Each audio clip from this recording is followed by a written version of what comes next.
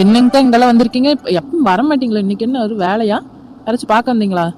ஏன் சின்ன பொண்ணு இப்படி எல்லாம் சொல்றேன்? நாங்கெல்லாம் வரக்கூடாதாங்க.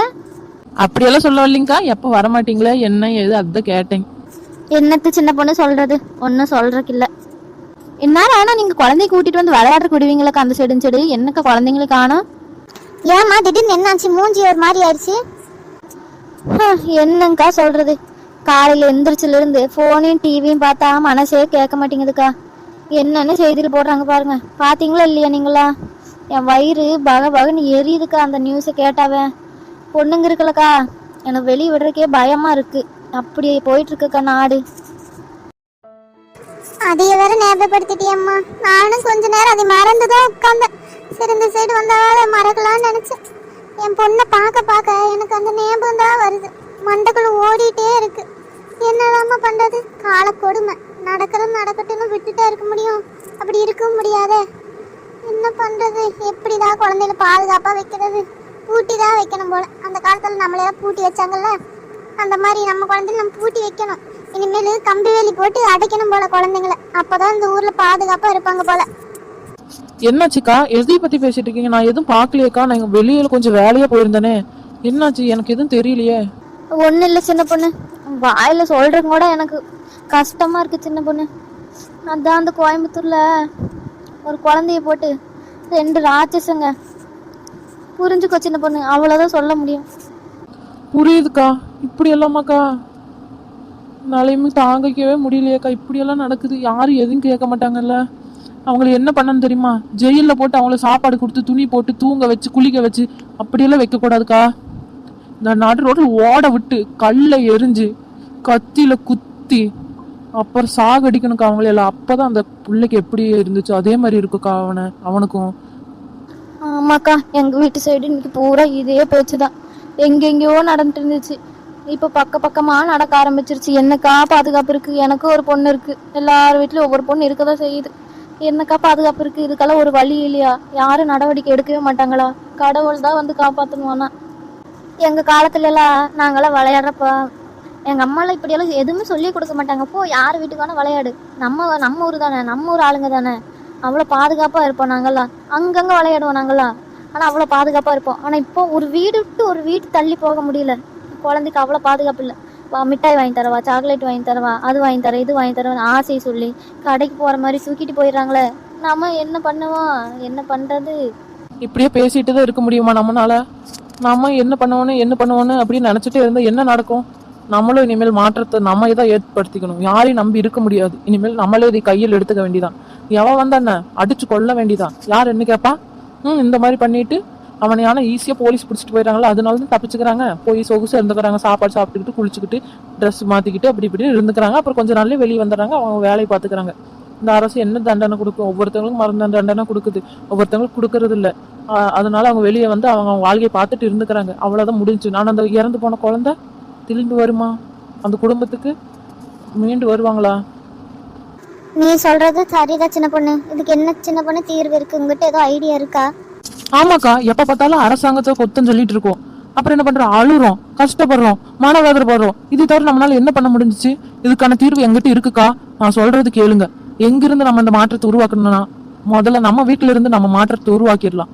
என்ன சொல்ற சின்ன பொண்ணு? அப்ப இதுக்கு ஒரு தீர்வு இருக்கா? நம்ம முயற்சி பண்ணி பாக்கலாக்கா. எத்தனை நாளைக்குக்கா நம்ம குழந்தைங்க இதே மாதிரி பயந்துட்டு இருப்பாங்க? நம்மளும் ஒரு படி எடுத்து பார்க்கலாமே. கொஞ்ச நாளைக்கு அடுத்த தலைமுறையா மாறலான்னு பாக்கலாமே. நம்ம வீட்டுல இருக்கிற பெண் குழந்தைங்கிட்ட ஏய் நீ அந்த மாதிரி தலை சீவாத, அந்த மாதிரி துணி போடாத, அந்த மாதிரி நடக்காத, உட்காராத, எந்திரிக்காத, சாப்பிடாத அப்படின்னு 1008 கண்டிஷன் போடுறோம். அதே மாதிரி நம்ம வீட்டுல இருக்கிற ஆண் குழந்தைங்களை நம்ம சொல்லி கொடுக்குறோமா? இல்லையல்ல. ஃபர்ஸ்ட் நம்ம வீட்டுல இருக்கிற ஆண் குழந்தைங்கிட்ட சொல்லி கொடுக்கணும். பெண்களை எப்படி பார்க்கணும், எப்படி மரியாதையா நடத்தணும், எப்படி பாதுகாக்கணும், அவங்களுக்கு ஒரு கஷ்டம் வந்து எப்படி தடுக்கணும். வேடிக்கை பார்க்க கூடாது. நீ துணிஞ்சு நின்று உனக்கு காயம் அடைஞ்சாலும் சரி, என்ன ஆனாலும் சரி, கொஞ்சம் அந்த உயிர் ஒன்னால காப்பாற்ற முடியும்னு தெரிஞ்சாவே கொஞ்சம் முயற்சி பண்ணு அப்படின்னு சொல்லி கொடுக்கணும். அவங்கள வேலை வாங்காம உட்காருப்பா, நான் உனக்கு சாப்பாடு போட்டு தரேன், நான் உனக்கு தண்ணி எடுத்துட்டு வரேன், உட்காரு, நான் உன்னோட துணி துவைச்சு போடுறேன், டிவி போடணுமா டிவி போட்டுடுறேன் பாரு அப்படின்னு சொல்லாதீங்க. ஆமாக்கா, சின்ன பொண்ணு சொல்றத கரெக்ட்.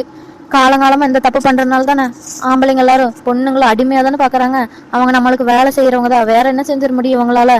நம்ம ஒரு அடி கொடுத்து அவங்க பாட்டுக்கு படுத்துருவாங்க, கீழே படுத்துருவாங்க, அவங்களால எந்திரிக்க முடியாது அப்படின்னு நினைச்சிட்டு இருக்காங்க. ஆமா சின்ன பொண்ணு, இனிமேல் இதை சொல்லி தான் குழந்தைங்களை வளர்க்கணும் போல. ஆமா சின்ன பொண்ணு, ஆண் பிள்ளைனா என்ன வேணா செய்யலாம், யார் என்ன வேணா செய்யலாம், யாரும் கேட்க மாட்டாங்க அப்படிங்கிற எண்ணத்தை ஃபர்ஸ்ட் தூக்கி எறியணும். பெண் பிள்ளைங்களை அடக்கி உடைக்கமா இருக்கணும், நீங்க இந்த இடத்துல தான் இருக்கணும், இதுக்குள்ளதான் இருக்கணும், இதை விட்டு தாண்டக்கூடாது, அவங்கள ஒதுக்கி வைக்கிறது அந்த மாதிரி இருக்கிறத தவிர்க்கணும் சின்ன பொண்ணு. அதே மாதிரி ஆம்பளை பசங்க கிட்ட நீங்க பொண்ணுகளை நல்ல மரியாதையை நடக்கணும். அவங்களோட அனுமதி இல்லாம அவங்களை தொடர்றது மிகப்பெரிய குற்றம்னு அவங்களுக்கு ஃபர்ஸ்ட் சொல்லி கொடுக்கணும் சின்ன பொண்ணு. பெண்களை மதிக்க தெரிஞ்சவங்க உண்மையான மனுஷன், உண்மையான ஆம்பளை அப்படிங்கறத அவங்களுக்கு புரிய வைக்கணும் சின்ன பொண்ணு. இப்போ குழந்தை தானே, அவனுக்கு என்ன தெரியும், இன்னும் கொஞ்சம் பெருசானா சொல்லிக்கலாம் அப்படின்னாலும் தள்ளி தள்ளி வைக்க கூடாது சின்ன பொண்ணு. இப்ப இருந்து ஆரம்பிச்சாதான் அவங்க இப்ப இருந்தே பழகுவாங்க. ஆமாக்கா, நீங்க சொல்றது எல்லாமே 100% உண்மைக்கா. ஆனா இதுலயும் ஒண்ணு இருக்கு, அது வளர வளரதான மாறும். இப்போதைக்கு என்ன பண்றது நம்ம? நீ சொன்னது உண்மைதான் சின்ன பொண்ணு, என் மனசு சுக்குநூறா போயிருச்சு சின்ன பொண்ணு. இன்னைக்கு பல தப்புகள் தொடர்ந்து ஏன் நடக்க தெரியுமா? அந்த தப்பு பண்ணவன் என்ன நினைப்பானா, நம்ம ஏன் ஓடி ஒழியணும், என்ன நடந்தாலும் பொம்பளை பிள்ளைங்க தானே வீட்டுக்குள்ள வச்சு பூட்டி வைப்பாங்க, நீ அங்க போகாத இங்க போகாதன்னு சொல்லுவாங்க, நம்மளும் என்ன பண்ணிடுவாங்க, நம்ம பாட்டு இருக்கலாம் அப்படிங்கிற தைரியம் தான். அது எப்படி உடைக்கிறது சின்ன பொண்ணு? அந்த தப்பை ஃபர்ஸ்ட் உடைக்கணுக்கா. நம்ம எப்படி சின்ன பொண்ணு, என்ன பண்ணணும்? நம்ம ஊர்லயோ இல்ல நம்ம தெருவுலயோ ஏதோ குழந்தைக்கு இதே மாதிரி நடந்துச்சுன்னா, அப்பாடா நம்ம குழந்தை பத்திரமா தானே இருக்கு, இது யாரும் குழந்தை தானே அப்படின்னு நம்ம கடந்து போகாம, அந்த தப்பு நடந்த இடத்துல நம்ம அந்த இடத்துல தட்டி கேட்டு அவனை அடிச்சு உதைச்சு மண்டையை உடைச்சு அந்த மாதிரி பண்ணி அவனுக்கு பயம் வர வைக்கணும். அவன் நினைப்பான் அடுத்து தப்பு பண்ணா சட்ட வரைக்கும் போக வேண்டாம், நம்ம மக்களே நம்ம கொண்டு போடுவாங்க அப்படின்னு நினைக்கணும். சமூக பயம் வரணும்க்கா அவனுக்கு. அந்த மாதிரி பண்ணணும். சும்மா நடக்கிறது போன்ல வீடியோ எடுத்துட்டு இருந்தா ஒன்றும் பண்ண முடியாதுக்கா, போய் தடுக்கணும்க்கா. அந்த நிலைமை எப்போ மாறுதோ அப்போதாக்க இந்த நிலைமையும் மாறும். ஆமா சின்ன பொண்ணு, எல்லாத்து மேல பழி போடாம ஃபர்ஸ்ட் அவங்க திருந்து பார்க்கணும், அவங்க கொஞ்சம் கொஞ்சம் முயற்சி எடுக்கணும். ஆமாக்கா, அதுதாக்கா உண்மை. அப்புறம் நம்ம குழந்தைங்களை என்ன சின்ன பொண்ணு பண்ணணும், அவங்களுக்கு என்ன சொல்லி கொடுக்கணும்? நம்ம ஃபர்ஸ்ட் குழந்தைங்களுக்கு ரகசியம் இல்லாத உலகத்தை நம்ம உருவாக்கி கொடுக்கணும்க்கா. அந்த குழந்தைக்கு என்ன சொல்ல வருதுன்னு கேட்கணும். அவங்க மனசுக்குள்ள ஏதோ பாரம் இருக்கா நம்மளே உட்காந்து கேட்கணும். எதா இருந்தாலும் அம்மா கிட்ட சொல்லு, அப்பா கிட்ட சொல்லு, யாராச்சும் எதுவும் சொல்றாங்களா, அவனை அடிக்கிறாங்களா அப்படின்னு கேட்கணும். அவங்க நம்ம குழந்தைங்க தானக்கா, நம்மளுக்கே தெரியுமில்ல அவங்க எப்பவுமே இப்படி இருக்க மாட்டாங்க, இன்னைக்குதான் ஒரு மாதிரியா இருக்கிறாங்கன்னு. அப்ப என்ன பிரச்சனை ஏது என்னன்னு கேட்கணும். சும்மா அந்த குழந்தை பேச வரப்ப போ எனக்கு வேலை இருக்கு, நீ போ அங்க போய் உட்காரு, இங்க போய் உட்காரு, அப்பா கிட்ட உட்காரு அப்படின்னு சொல்லி நகர்த்த வேண்டாக்கா. அந்த குழந்தை மனசுல என்ன இருக்குன்னு கொஞ்சம் தெரிஞ்சுக்கணும். அப்பதான் அவங்களும் என்ன நடந்தாலும் தைரியமா வந்து நம்ம கிட்ட சொல்லுவாங்கக்கா. ஆமா சின்ன பொண்ணு, அதான் நான் இன்னைக்கு என் குழந்தைங்களோட எங்கேயும் கூட்டிட்டு வரல, எங்க அத்தைட்டு விட்டுட்டு வந்திருக்கேன். வெளியே எங்கேயும் வராதிங்கம்மா, உள்ளே இருங்கம்மா, வெளியெல்லாம் நிறைய அரக்கங்க இருக்காங்கம்மா, அவங்க கிட்ட இருந்து நம்ம பாதுகாப்பா இருந்துக்கணும் அப்படின்னு சொல்லிட்டு வந்திருக்க சின்ன பொண்ணு. அம்மாடி கவலைப்படாதம்மா, நம்ம நிலைமை கண்டிப்பா மாறும். அரக்கணுங்க தான், அவங்க கிட்ட இருந்து நம்மளை காப்பாத்திக்கணும். நம்மளை மட்டும் இல்ல குழந்தைங்களையும் காப்பாத்திக்கணும். சொல்லியே வளர்த்துமா. இந்த வார்த்தை கேட்டோன்னு எனக்கு ரொம்ப கஷ்டமாயிருச்சு. அக்கா கண்டிப்பா எல்லாம் மாறுக்கா, வருத்தப்படாதீங்க. மாறாது, நம்ம தான் மாத்தணும். யாரையும் எதிர்பார்க்காத, நம்ம நிலைமை நம்ம தான் மாத்தணும். இப்படி குழந்தைங்களை வெளியே கூட விளையாட விடாம பண்ணிட்டாங்களே, அவங்களுக்கு ஒரு சுதந்திரம் கூட இல்லாம இப்படி வீட்டுல அடைச்சு வைக்கிற அளவுக்கு நிலைமை உண்டாக்கிட்டாங்களே. கவலைப்படாதீங்கக்கா, இந்த நிலைமை மாறும் மாறும் மாறணும்னு கடவுள்கிட்ட வேண்டிக்கிறோம். அப்படி என்ன அவனுங்களுக்குன்னு தெரியலையே, குழந்தை மூஞ்சி முகத்தை பார்த்தா கூட ஒரு இறக்கம் இல்லையா? நம்ம இப்படி அழுகிற மாதிரி அந்த மாதிரி ஆளுங்களும் ஒரு நாளைக்கு அழுகணும்.